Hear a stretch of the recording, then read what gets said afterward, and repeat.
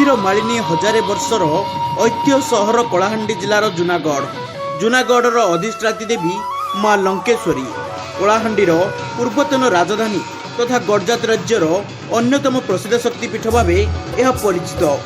ଆରମ୍ଭ ହୋଇଛି ମାଙ୍କ ପବିତ୍ର ଖଣ୍ଡାବସା ପର୍ବ। ପ୍ରତିବର୍ଷ ମୂଳାଷ୍ଟମୀ ତିଥିରେ ଇଷ୍ଟଦେବୀ ମା ଲଙ୍କେଶ୍ୱରୀଙ୍କ ପବିତ୍ର ଖଣ୍ଡାବସା ପର୍ବରୁ ଆରମ୍ଭ ହୁଏ ପାର୍ବଣ ବା ଦଶହରା ପର୍ବ। ଦୀର୍ଘ ହଜାର ବର୍ଷ ତଳୁ ପାଳିତ ହୋଇ ଆସୁଛି ଏହି ପର୍ବ।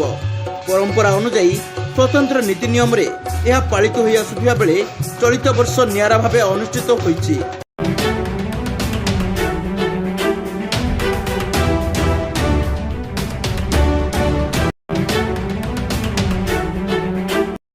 କଳାହାଣ୍ଡି ଜିଲ୍ଲା ଜୁନାଗଡ଼ରୁ ସଂଜୀବ କୁଣ୍ଡୁଙ୍କ ରିପୋର୍ଟ।